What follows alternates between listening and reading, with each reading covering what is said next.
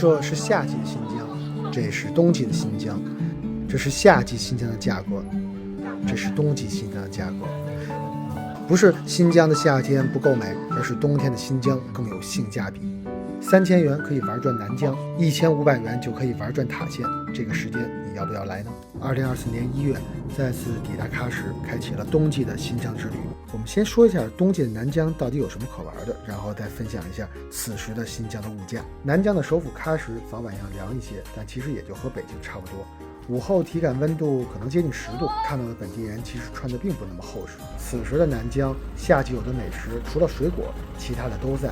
冬季的喀什，坐在温暖的屋子里，喝着带有香料味的砖茶，吃着又肥又嫩的羊肉，此时来这儿它不香吗？说到风景，出喀什往帕米尔高原走，一路都是雪山湖泊，只是冬季的时候它们都已结冰，且冰面上覆盖了一层尘沙。虽然没有夏季时候那种高饱和度，但此时你完全可以不用跟游客去拥挤，可以一个人饱览冰封白沙，可以徒步在湖面，甚至可以抚摸那层不可及的细沙。此时你还可以一人一车独享木什塔格峰的美景，这一切它又不香吗？回到喀什的核心区古城，这里相比夏天多了一份宁静，也多了一份属于古城本来面貌的一种状态。冬季的喀什，我们现在是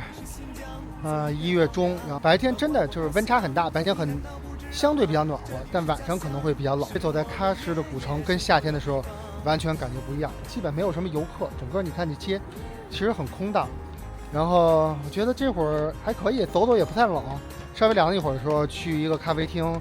找一个喝茶的地方，淡季而且机票也便宜，是一个错峰旅游的好的时间。关键是这一切的价格只有夏季时的1/3。机票夏季的时候，北京直飞喀什每天有2班，价格一般在3300元左右。而此次出行提前2天购买的机票是1320元，往返的机票大概在3500元左右。对于单程飞行6小时的航班，这个价格此时应该算是合理的吧。夏季去过喀什的朋友都知道，那会儿的汉庭都要500-600元，全季更是要接近800元，而冬季的价格只有1/3，全季220元就可以实现标间自由，汉庭更是最低到160元。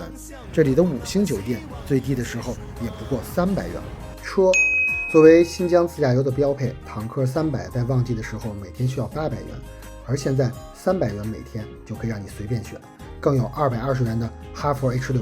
它更具性价比。说到吃，南疆的美食不限四季，但冬季时候新疆吃肉会更有感觉。以喀什为中心，每天每个城镇都会有一个集市，也就是他们说的巴扎。在这里看到几百头本地的牛羊被拉到交易市场，转身出门你又可以吃到巴扎外最新鲜的羊肉，这种过瘾只有去过的人才会知道。这种巴扎外的小店2串就可以让成年人吃饱的馕坑肉，1串的价格只要10元，而且还免费送1碗羊汤。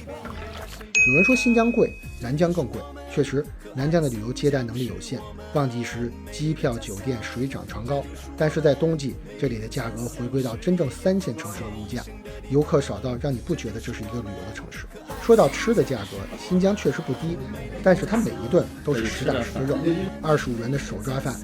里面的肉足有2两，20多元的过油肉拌面里面有菜有肉，一盘顶饱。